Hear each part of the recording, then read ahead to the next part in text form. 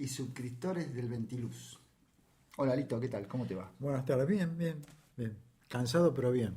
Cansado, apaleado, pero andando todavía. Sí. Bueno, sean ustedes bienvenidos a este nuevo video llamado ¿Por qué Dios se encarnó? Lo tengo que leer porque a mí también me resulta extraño. Así que con mi amigo vamos a hacer todo lo posible por esclarecer lo máximo posible en nuestras mentes primero y después a ustedes. Bueno, si nos quieren seguir en Facebook, tienen la descripción de nuestra página. Y en YouTube les pedimos que activen la campanita. Si les gustó, pongan like, compartan con sus amigos y dejen sus comentarios. Gracias. Bueno, vamos a empezar este programa. Arrancamos este programa. El título es ¿Por qué Dios se encarnó? ¿Por qué? ¿Por qué es la pregunta? Bien, para poder tratar de meternos en un tema que creo que es interesante y como para debatir, ¿no? Vamos a empezar con el libro de Juan, donde ahí expresa que que Jesús se encarnó, o sea que Dios se encarnó. Vamos a la lectura, después hacemos el comentario. Ese está en el Evangelio de Juan, en el capítulo 1. Bárbaro. En el principio era el Verbo, y el Verbo era con Dios, y el Verbo era Dios. Este era en el principio con Dios. Ahí detente. ¿Ves que dice, en el principio era el Verbo, y el Verbo era con Dios, y el Verbo era Dios? ¿Sí? Dice, todas las cosas fueron hechas. Este era en el principio con Dios. ¿Quién? El Verbo y... Del primero que habla. Del primero que habla. Sí, parece un enredo, pero no es un enredo. Es así. Todas las cosas por Él fueron hechas, y sin Él, nada de lo que ha sido hecho fue hecho. Está hablando del Verbo. Del mismo. Está hablando del Verbo. Del mismo que habló al principio. En Él estaba la vida, y la vida era la luz de los hombres. Sigue hablando del Verbo. La luz en las tinieblas resplandece, y las tinieblas no prevalecieron contra ella, contra la luz. Hubo un hombre enviado de Dios, el cual se llamaba Juan. Este vino por testimonio, para que diese testimonio de la luz, a fin de que todos creyesen por él. No era él la luz, sino para que diese testimonio de la luz. Aquella luz verdadera que alumbra a todo hombre venía a este mundo. En el mundo estaba, y el mundo por él fue hecho. Remite al principio otra vez. Pero el mundo no le conoció. A lo suyo vino, y a los suyos los suyos no le recibieron. Mas a todos los que le recibieron, a los que creen en su nombre, les dio potestad de ser hechos hijos de Dios, los cuales no son no son engendrados de sangre, ni de voluntad de carne, ni de voluntad de varón, sino de Dios. ¿Paramos aquí o sigo? No, y ahí en el 14 es el clave. Aquí es la llave, según mi hermano. Bien. Y aquel Verbo fue hecho carne y habitó entre nosotros, y vimos su gloria, gloria como del unigénito del Padre, lleno de gracia y de verdad. Aquel Verbo fue hecho carne. Claro, Comenzó Juan hablando del Verbo, que es el que hizo todas las cosas, que por él fueron hechas, en él estaba la vida, era la luz, vino para testimonio, y aquel Verbo fue hecho carne y habitó entre nosotros. Ese es el gran misterio del amor de Dios. Podemos verlo y después arrancamos. En el libro de Timoteo, en el capítulo 2, en el capítulo 3 y el verso 14, verso 16, 3:16 dice, e indiscutiblemente grande es el misterio de la piedad.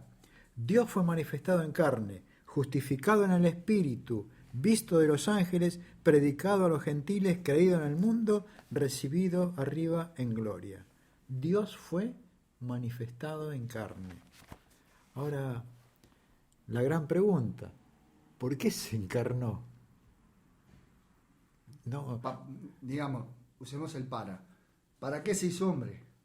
Bueno, el para qué sí lo tenemos, porque es cuando Jesús nace,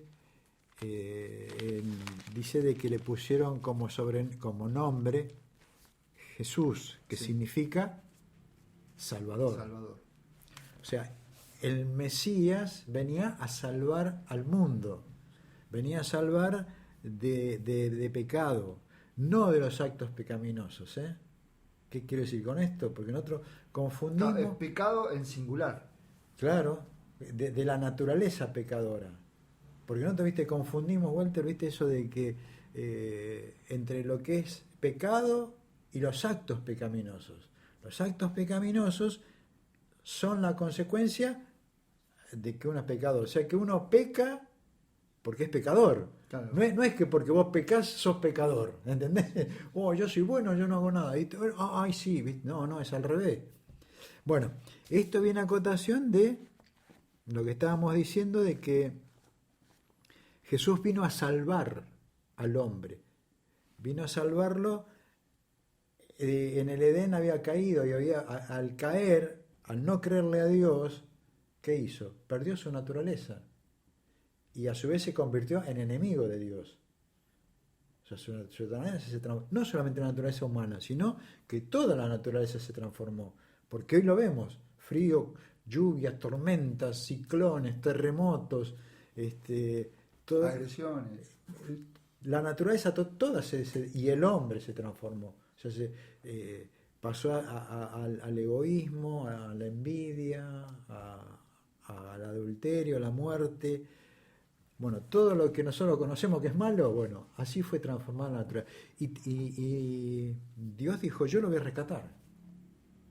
Lo voy a rescatar, no voy a permitir que se pierda. Y suspendió la sentencia de muerte. Y ahora dijo, ¿cómo lo salvo? Bueno, ahí comienza el porqué. Ahí comienza el porqué. Porque había que salvarlo. Según la naturaleza de Dios, había que salvarlo. Claro, había que salvarnos. Claro, justamente, ¿por qué salvarlo? Porque el hombre no podía salvarse a sí mismo. No podía decir, bueno, podemos decir que ya estaba inhabilitado. Ya estaba inhabilitado. O sea, su naturaleza no le permitía volver a Dios. Un problema fundacional de Claro. Constitución orgánica, Orgánico, mental, todo. psicológica. Y todo eso que como dice la Escritura, se transformó en enemigo de Dios. Uh-huh. No Dios en enemigo del hombre. Él se transformó en enemigo del hombre. Recordemos que cuando él cae en el Edén, escapó. Tuvo miedo. Pero Dios determinó y dijo, yo lo voy a salvar. Ahora bien, como él había perdido la confianza en Dios, por lo tanto no le creía, que fue esa su caída. Entonces ahora tenía que venir alguien, ese es el plan que Dios ideó. Nosotros podemos decir, pero ¿por qué no hizo otro? ¿Por qué Dios mismo se hace carne? Eso, si querés leerlo en la segunda de Pedro, Walter. Segunda de Pedro. Vamos a buscar esos libros que son medio rebuscados para encontrar, pero aquí está la primera, o sea que después de la primera tendría que venir la segunda. Sí, exactamente, viene la segunda. Segunda de Pedro.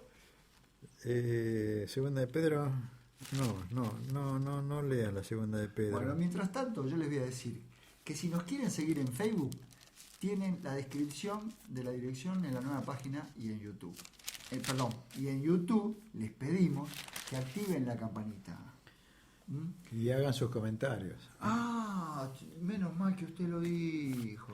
Veo que... 4 ojos es más que 2. Veo que... 8 ojos. 8 ojos. 4. Es más que 2. Sí, Bueno. sí, toquen la... perdón. Activen la campanita. Activen la no campanita. estamos en el colegio. No, toquen la campanita. Activen la campanita si les gustó. Y por favor, si es cierto, por favor hagan sus comentarios. Bien, primera de Pedro, Primera. capítulo 1, el verso 18. Capítulo 1, verso 18. 18, 19 y 20, va. Bien.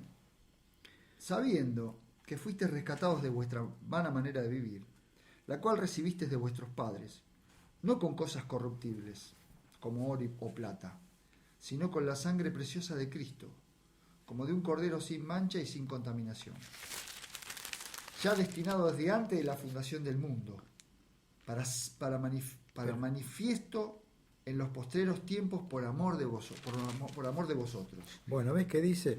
Sabiendo que fuiste rescatados de vuestra vana manera de vivir. ¿Cómo?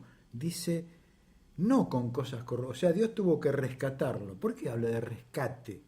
Porque el hombre había caído en manos del príncipe, el gran príncipe, del enemigo de Dios, Satanás. Satanás significa enemigo de Dios. Él se había apoderado de todo lo que Dios le había regalado, se apropió de todo y también del hombre. Porque ahora el hombre estaba sujeto y pasó a ser esclavo del padre de las mentiras, ¿no? O sea, todo lo contrario que es Dios. Entonces tenía que rescatarlo de esa situación. ¿Cómo? No con cosas corruptibles, como oro o plata, Sí. sino con la sangre preciosa de Cristo, como de un cordero sin mancha y sin contaminación. Aunque no parezca una respuesta, es una respuesta eso, al porqué. Ah, sí. ¿Usted lo dice? Bueno. No, digo yo, porque a mí me parece que es una respuesta, digo, porque de esto que nosotros decimos y creemos que hemos sido inhabilitados para recuperarnos del pecado, debíamos ser reintegrados por voluntad de Dios. Por voluntad de Dios, sí, sí. Y entonces él idea esta manera. Esa manera. Ojo, porque era con sangre, Con sangre. porque el hombre ya estaba... O sea que ahí vamos a un versículo que dice, sin derramamiento de sangre no hay remisión de pecado. Exactamente. Parece un... Pero la sentencia estaba. Él la Hablamos suspendió. de remitir es exactamente como se usa en el correo. Claro. Bien, bien. Vos remitís. Una carta a otro lado. Bien, claro, está bueno eso. Bueno, ahora, ¿por qué dice como de un cordero sin mancha y sin contaminación? Porque a partir de la caída de Adán, el hombre, en ese momento, Dios le dijo, bueno, ¿cómo hacemos ahora para que vos puedas acceder? Dijo, bueno, lamentablemente vas a tener que matar un cordero. ¿Por qué? Porque ese era el sustituto, la manera que Dios había ideado, porque ya dijimos que el hombre no podía, entonces elegía un cordero sin mancha y sin contaminación, tenía que ser perfecto ese cordero. Recordemos que esto en el Edén lo hizo Abel, lo hizo Noé, lo hizo Abraham, hasta llegar a Moisés, cuando Moisés, por orden de Dios, lo reglamenta, entre comillas, de cómo iba a ser esos sacrificios. Y entonces le dice, bueno, vos vas y elegís un cordero perfecto. Vas al santuario y te presentás al sacerdote. Cuando llegaba con su cordero, el pecador llegaba temblando. ¿Por qué digo temblando? Porque tenía que pasar la revisión, pero no de él, sino del cordero. Porque él le entregaba el cordero al sacerdote y lo tenía que revisar. Y el pecador estaba mirando así, ¿viste? A ver, bueno, listo, ya está, bien, pasa. Bien, entonces agarraba el cordero, lo tenía que matar. Primero colocar sus manos en la cabeza del cordero. Como ritual de transferencia. Como ritual de transferencia de pecado. Simbólico era. Todo simbólico. Todo simbólico. Claro, no. No, porque si no... Es como el lerú del Evangelio. Claro, lo que pasa, Walter, viste, de que uno dice, y sí, pero ¿cómo hace? Pero no nos olvidemos de que el hombre venía de una perfección y tiene que empezar todo un ciclo de algo que el hombre no conocía. Entonces, en ese momento, la forma en que Dios, y si lo hizo Dios sabe la que hace, sí, que lo hizo bien. Sí. Bueno, entonces sacrificaba el cordero, la sangre la tomaba el sacerdote y la vertía en el santuario. Bien, por eso está ese famoso versículo en el cual cuando Jesús comienza el ministerio, Walter, ¿querés leerlo? Decime dónde. Que todos lo conocemos, está en Mateo. Perdón, en Juan. Juan. Y aquí el Cordero de Dios que quita Exactamente. Eso se produce cuando está en el capítulo 1, el versículo 29. 1:29. Sí, Señor.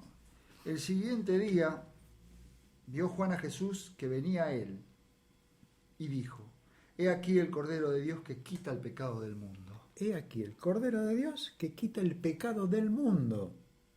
Del mundo estaba. Ya el simbolismo había tomado forma divina en la persona de Jesús. Dios hecho carne. Se estaba llevando a cabo el plan de salvación de Dios. Ese que Dios había prometido en el Edén, ese Mesías, llegaba y aparecía ahí. Juan no lo conocía a Jesús. No. Lo vio y dijo, eso fue por una revelación de Dios. Aquí el Cordero de Dios que quita el pecado del mundo. Y después tenemos un versículo cuando se escucha una voz del cielo, que lo escuchan ellos, y aquí mi Hijo en quien tengo contentamiento. Él venía a esta tierra, se hizo carne por vos, por mí y por todo el mundo. Ahora, a eso lo llamamos sustitución. A eso lo llamamos sustitución, porque es una sustitución. Yo debía morir y padecer. Lo tomó él en sus manos. Claro, ¿por qué? Porque, como dijimos, nosotros no podíamos hacer algo para poder salvarnos. Sí, yo le creo a Dios, hago esto, hago promesa, no sé, me porto bien. No había manera, no hay forma. ¿Por qué? Porque vamos al libro de Mateo. Bueno, mientras vamos, vuelvo a repetir, si nos quieren seguir, tienen la descripción de nuestra dirección en la página. Y en YouTube les pedimos que activen la campanita. Si les gustó, pongan like, compartan con sus amigos y dejen sus comentarios, como me dijo Raúl, dejen sus comentarios. Estamos en Mateo. Bueno, en Mateo, en el capítulo... En el capítulo 5, en el Sermón del Monte, ese fue el primer sermón que dio Jesús. Fue su presentación oficial a todos los... ya venía, pero ahí fue, viste, como hacen los políticos que se presentan en campaña, viste, ponen, bueno, Jesús... Una presentación pública. Estaba el pueblo estaba todo lo que componía el pueblo. Exactamente. Viendo la multitud se subió al monte y dijo, entre ellos comenzó a expresar lo que es el reino de Dios y cómo se entraba al reino de Dios. Algo que para los fariseos, para los sacerdotes de aquel tiempo, ellos lo habían tergiversado, diciendo de que para que vos entres al reino de los cielos y tenés que hacer buenas obras, tenés que portarte bien, tenés que dar el diezmo, y aparte tenés que hacer muchos rituales, ¿viste? Para agradar a Dios. Cosa que hoy no hay mucha diferencia. Uh-huh. ¿No? Usted no sé qué dice. Yo digo, sí, yo estoy totalmente de acuerdo, porque los hombres cuando entras a los templos, si estás fuera de ritual, te censuran enseguida. Claro. Y el Señor no solo no privilegió a ningún grupo religioso, ni habló de formar grupos religiosos. Ni hombres ni mujeres tampoco. No. Y además, Él no reparaba en los rituales. Por eso fue unas palabras muy duras para los religiosos y de abundancia de felicidad para el pecador. Claro, porque estaban oprimidos. Entonces, en el carácter sustitutivo, Jesús anuncia desde sus verdades cómo es la libertad en Cristo y en la sustitución. Por eso dijo, bienaventurados los pobres en espíritu, porque de ellos es el reino de los cielos. ¿Sabés qué? Escuchá esas palabras. Viste, hacer porque... Y tantas cosas me hacían hacer. Tantas cosas tenía que hacer Bueno, Bien. pero fundamentalmente queríamos ir al punto de lo que de la obra de Jesús, su sustitución. En el verso 17, ¿qué dice cuando habla de la ley? Desde entonces, perdón, 17, 5:17. 5:17. 17. No penséis que he venido a abrogar. ¿Qué quiere decir abrogar? Abolirla, suspenderla. Abolirla, sí, sí, a quitarla. A quitar, no, vos abrogás, quitás directamente. La sacás del medio en la palabra. No he venido a abrogar la ley o a los profetas. No he venido para abrogar, sino para cumplir. Sino para cumplir. ¿Y qué sigue diciendo? A ver. Porque de cierto os digo que hasta que pasen el cielo, la tierra, ni una jota ni una tilde pasará de la ley, hasta que todo se haya cumplido. Bien. Acá hay un pequeño detalle, Walter, que a veces uno lo pasa por alto, porque él dice, yo he venido a cumplir, venía a cumplir la ley de Dios. Y aparte después aclara, dice, no va a pasar ni un tilde ni una jota hasta que, nunca, no, o sea, de los 10 mandamientos no se saca nada, ¿eh? Yo no vine a abrogar nada ni a cambiar nada de los 10 mandamientos, que encima los 10 mandamientos fueron escritos con el dedo de Dios. Sí, Se desdeciría a sí mismo. que es más también. Y Dios no es hombre para eso. Exactamente. Ahora bien, Sí. estábamos diciendo por qué dijo yo vengo a cumplir. Venía a cumplir, pues estábamos hablando de sustituto. La única forma que nosotros tenemos para saber que somos pecadores, porque vos sos un pecador, no, yo no hago nada malo. ¿No? Yo voy a trabajar, hago esto, yo no sé, no robo, no mato. Es lo que decimos todos, ¿viste? Sí, porque me porto bien con el vecino. Claro, ¿viste? Así que yo no soy un pecador. Yo no cometo, con Dios estoy bien si voy a la iglesia o si no voy a la iglesia, pero no hago nada. Sin embargo, en Romanos 3:20, no sabes, deja que lo lea, así te quedas con ese. En Romanos 3:20, Pablo dice, ya que por las obras de la ley ningún ser humano será justificado delante de él, porque por medio de la ley es el conocimiento del pecado. Claro. La ley te dice si sos o no sos pecador. Y ahí está. Ahora bien, cuando lees ahí, cuando Jesús dice, empieza a hacer una descripción de lo que, de cómo se entiende la ley, porque la ley dice no matarás. Claro. Ahí mismo. En Juan.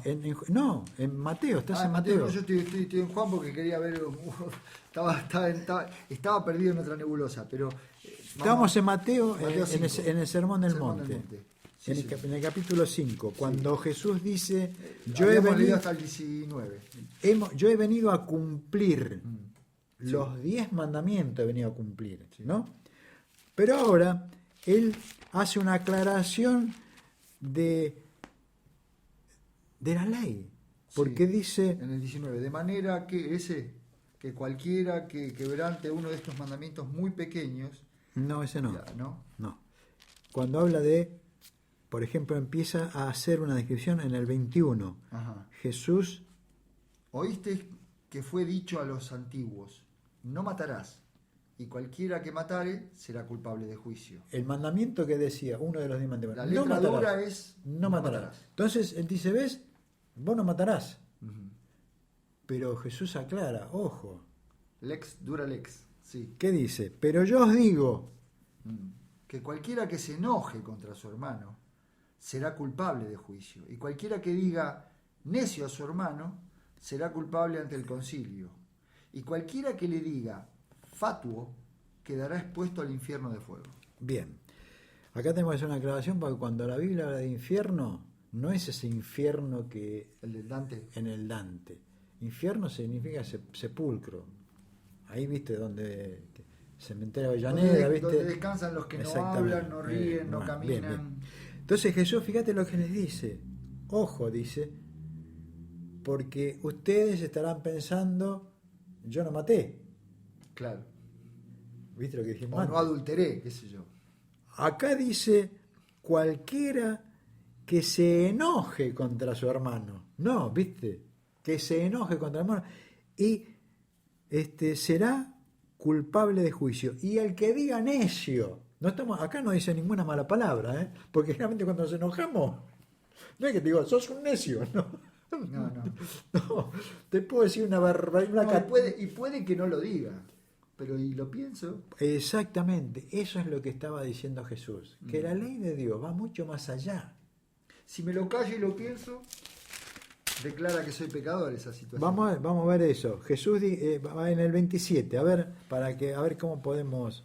Oíste que fue dicho, no cometerás adulterio, pero yo os digo que cualquiera que mira a una mujer para codiciarla, ya adulteró con ella en su corazón. Pensamiento. Por eso, porque como Jesús había nacido no de carne, porque si nacía de carne heredaba la naturaleza pecadora, por eso que nació del Espíritu. ¿Viste que leímos en Timoteo que dice justificado en el Espíritu? Sí. Bueno, yo siempre me preguntaba, ¿qué quiere decir esto? Porque la ley fue quebrantada y fue presentada como indigna o como acusadora, ¿Sí? no como salvadora. No. Y tampoco ni como un bien. Pero si la dejamos ahí nomás, queda en eso y en el espíritu del hombre, en el entendimiento, cuando digo espíritu, ¿no? Queda que, bueno, que es verdad, es así. Pero el carácter sustitutivo de Jesús vino a reivindicar la ley. Porque la ley no es amor, es dura. Pero Dios nos ama porque Él es ley y nos ama en su ley. Aparte también está la declaración que dice que concuerdo con vos, pero viste que dice, los 10 mandamientos son, los primeros 4 son, amarás a Dios, y los segundos 6, a tu prójimo como a ti mismo. Bueno, yo estaba buscando en Juan, cuando termina de hablar con los saduceos, que le plantean esa cuestión del matrimonio, viste que el hermano se casó con una y esa misma mujer enviudó y se casó con el hermano porque era ley ritual. Claro, era ley ritual. Y Jesús dice, en los cielos no es así. Nadie se da en términos de esposar, ¿no? Sí. Nadie se da en casamiento y después atrás vienen los fariseos porque se hicieron callar a los saduceos. Vamos nosotros, queriéndolo entrampar, y les pregunta al respecto de la ley, ¿cuál es el mayor de los mandamientos? Y Jesús declara, amarás a tu Dios con todo tu corazón, con toda tu fuerza, y a tu prójimo no, termina ahí. Dale. Pero hay uno tan grande como este. Amarás a tu prójimo como a ti mismo. O sea, nosotros le damos calidad de calificativo. Dios nos mira a nosotros como se mira a sí mismo. Y eso es... No, es incomprensible. Eso es sustitutivo. Porque la palabra declara que yo soy pecador. Y Dios me mira a mí en lo que vos decías del sumo sacerdote, en el Cordero. Por eso el pecador penitente, si querés llamarlo de alguna manera, compungido, arrepentido, que también es de Dios ese lugar, ¿no? No para darle más crédito del que él tiene, porque lo tiene. Pero el pecador temblaba porque el Cordero, si él era aceptado, él no moría. Y hablo de muerte eterna. Claro, sí, de muerte eterna, exactamente. Por eso que, como habíamos leído, el misterio de la piedad. Porque fíjate vos que ninguno de nosotros, ningún ser desde Adán hasta acá, merece eso, o merecemos eso. Porque cuando yo me miro, y yo puedo decir, viste, sí, mira, yo estoy bien, pero la conciencia...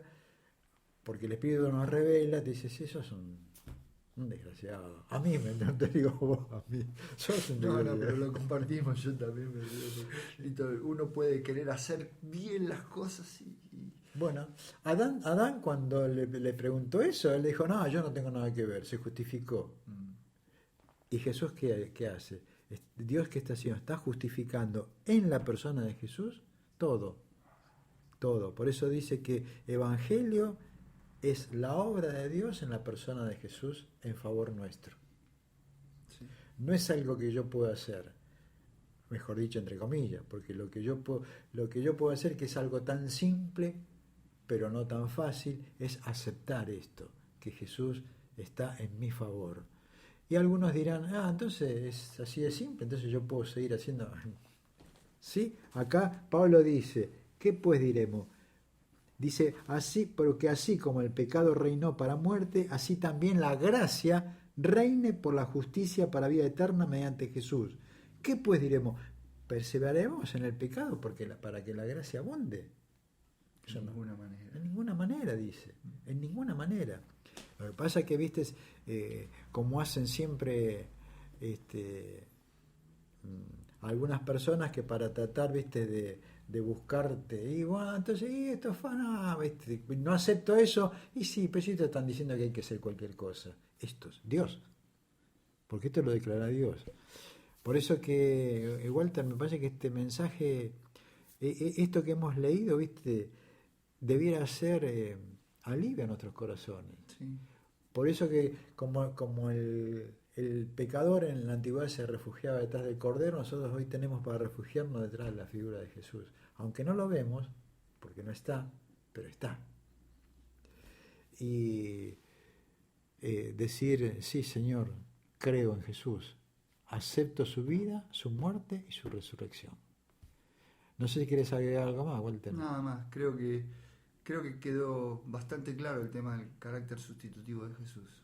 Exactamente, algo que no es algo que se toque porque al tocarlo, viste, se tocan intereses ajenos, viste, que son los que tienen armado, viste, toda una cantidad de cosas, pero nosotros tenemos la certeza y la seguridad de lo que Dios dice y es ahí está la verdad. Hay que simplemente abrirla, por eso decimos de que lo analicen, lo miren, lo mediten y bueno, dejen sus comentarios. Dejen sus comentarios. Bueno, damos fin a esto, así que si quieren volver a ver este programa u otros, pueden ingresar a nuestro canal de YouTube y ahí encontrar todos nuestros contenidos. Y no se olviden de suscribirse, activar la campanita, si les gustó den like, compartan con sus amigos y dejen sus comentarios. Dejen sus comentarios, sí. Gracias y hasta el próximo Ventiluz. Sepan que lo que no dije en el principio es que nuestro programa se llama El Ventiluz. Bueno, menos mal que lo dijiste. Menos mal que me acordé. Bueno, gracias y nos vemos al próximo Ventiluz.